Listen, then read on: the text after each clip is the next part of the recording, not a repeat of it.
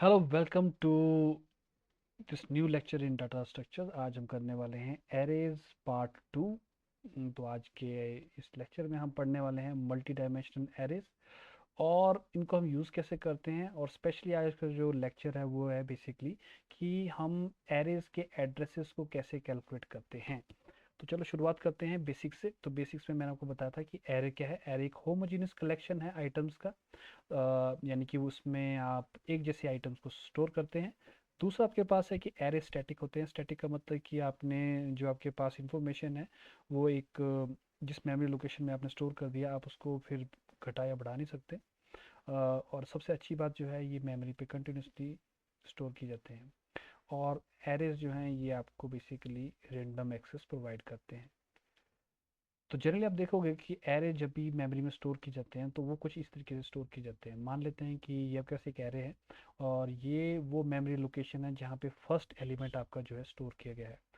ये सारे इंटीजर्स हैं जैसे कि यहाँ पे आपको दिख रहा है। और जैसे आप सी जैसी लैंग्वेज यूज़ करते हो तो सी लैंग्वेज में हर इंटीजर जो है दो दो बाइट का होता है।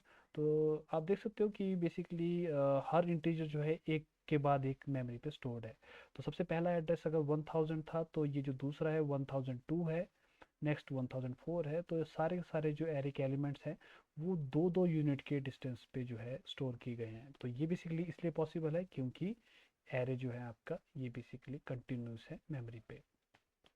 तो आप ये जो रेंडम एक्सेस है प्रोवाइड कैसे करते हैं? वेल, क्योंकि प्रोग्रामिंग लैंग्वेजेस में आप इसके एड्रेस को डायरेक्टली कैलकुलेट कर सकते हैं। अब ये जो लीनियर अरेंजमेंट है आइटम्स का ये आपको अलाउ करता है कि आप डायरेक्टली उस एड्रेस को कैलकुलेट कर सको जिसको आप एक्सेस करना चाहते हैं और आपको बीच के किसी एलिमेंट को एक्सेस करने की ज़रूरत नहीं है। तो कैसे? फॉर एग्जांपल जैसे मान लेते हैं कि हम इस एलिमेंट को एक्सेस करना चाहते हैं जो थर्ड इंडेक्स पे है इस वक्त। अगर आपके पास कोई भी मैकेनिज्म नहीं होता तो आपको एक एक करके हर एलिमेंट पे जाना पड़ना था इस तरीके से, जब तक आपको वो एलिमेंट मिल नहीं जाता। पर क्योंकि ये एलिमेंट जो है मेमोरी पे कंटिन्यूस है और इस एड्रेस को हम जानते हैं कि वो कहाँ है, हम डायरेक्टली कैलकुलेट कर सकते हैं कि ये जो थर्ड इंडेक्स है ये कहाँ पे होगा।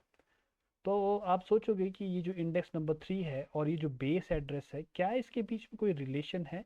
क्या हम इस बेस एड्रेस और इस इंडेक्स को यूज़ करके हम यहाँ पे ये जो एड्रेस है इसको हम कैलकुलेट कर सकते हैं डायरेक्टली कि नहीं कर सकते? वेल, हम बिल्कुल कर सकते हैं। क्यों, कैसे? जैसे ये आपके पास बेस एड्रेस है 1000 और जो आपके पास इंडेक्स है, इस इंडेक्स को बेसिकली आपने क्या करना है, जो आपके पास साइज़ है, जैसे यहाँ पे 1006 है एड्रेस, तो 1006 आपके पास तब आएगा जब आप इस इंडेक्स को 2 से मल्टीप्लाई करोगे इस तरीके से। तो बेसिकली जो आइडिया है वो बेसिकली है क्या कि ये 1006 जो है वो कैसे कैलकुलेट किया जा रहा है? वो कैलकुलेट किया जा रहा है base address plus index multiplied by width of the data type. तो बेसिकली आप देखोगे कि अल्टीमेटली जो आपके पास एरे है इसके हर एलिमेंट को आप एक्सेस कर सकते हैं इस फार्मूला से। तो हम इसको कैसे लिखते हैं? हम लिखते हैं डेस्टिनेशन एड्रेस को कैलकुलेट करने का तरीका है base address plus index multiplied by width of the data type. इस केस में जो विड्थ है वो 2 बाइट की है इसलिए यहाँ पे 2 बाइट आएगा। अगर कोई और बड़ा डाटा टाइप है तो आपको वो डाटा टाइप लिखना पड़ेगा। तो कन्वर्जन फार्मूला को कैसे निकालते हैं कि अगर आपने एड्रेस निकालना है इंडेक्स एक्स का तो हम उसको निकाल सकते हैं base address plus index multiplied by width of the data type. तो ये आपके पास कन्वर्जन फार्मूला है अगर आपने वन डायमेंशन एरे से अपने एलिमेंट्स का एड्रेस कैलकुलेट करना है।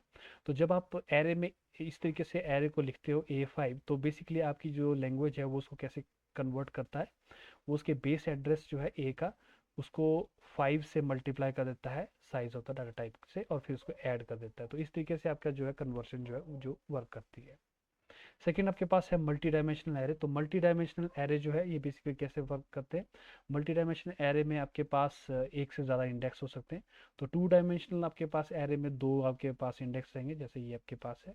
तो A33 बेसिकली 3 बाई 3 एक एरे जो है डिनोट करता है।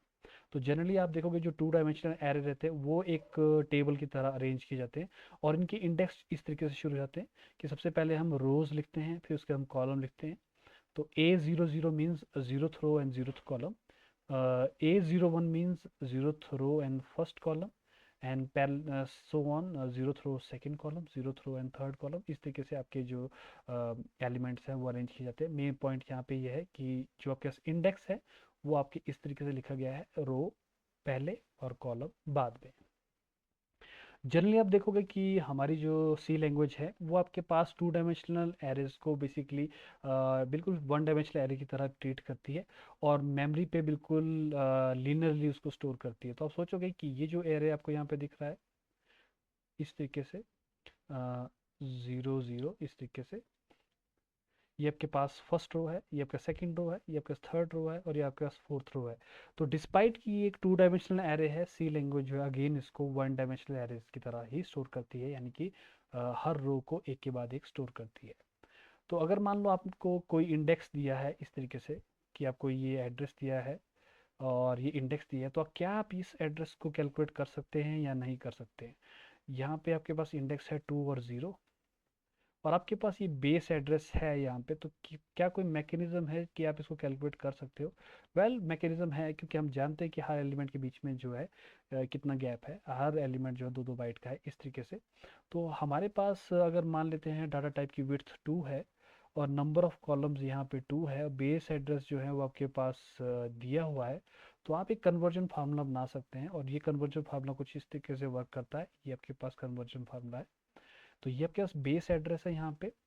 उसके बाद आपने क्या किया है, आपने विड्थ को मल्टीप्लाई किया है किस चीज़ से? आपने मल्टीप्लाई किया है इस वाली टर्म से जो कि है आपके पास नंबर ऑफ कॉलम, जितने भी मैक्सिमम नंबर ऑफ कॉलम है, मल्टीप्लाइड बाय रो इंडेक्स, ये आपके पास रो इंडेक्स है इधर, और प्लस कॉलम इंडेक्स, ये आपके पास कॉलम इंडेक्स है इस तरीके से। तो इस फार्मूले को जब आप यूटिलाइज करते हो तो ये आपको कैलकुलेट करके देता है एड्रेस कहाँ का। आपको ये एड्रेस जो है ये मिलता है एग्जैक्टली उस वाले इंडेक्स का। तो इस तरीके से आपके पास ये फार्मूला है टू डायमेंशनल एरे का। तो base address plus width multiplied by number of columns into row index plus column index, तो ये आपके पास कैलकुलेट करता है address of two dimensional array. तो बेसिकली ये आपके पास दो मेथड हो गए हैं कि आप एरेज में किस तरीके से एड्रेस को कैलकुलेट कर सकते हैं। एक बार आपने इसको ज़रूर ट्राई करके देखना है जो आपके पास मेमोरी लेआउट्स हैं, कि किस तरीके से वर्क करते हैं। कई बार आपको क्वेश्चन दे दिया जा सकता है जहाँ पे आपको बेस एड्रेस दिया जाएगा और फिर बेस एड्रेस के साथ इंडेक्स दिया जाएगा to calculate address of destination. अगर आपको इसमें कोई भी डाउट हो तो काइंडली इस वीडियो के कमेंट सेक्शन पे कमेंट कीजिए ताकि मैं उसका आंसर आपको दे सकूँ।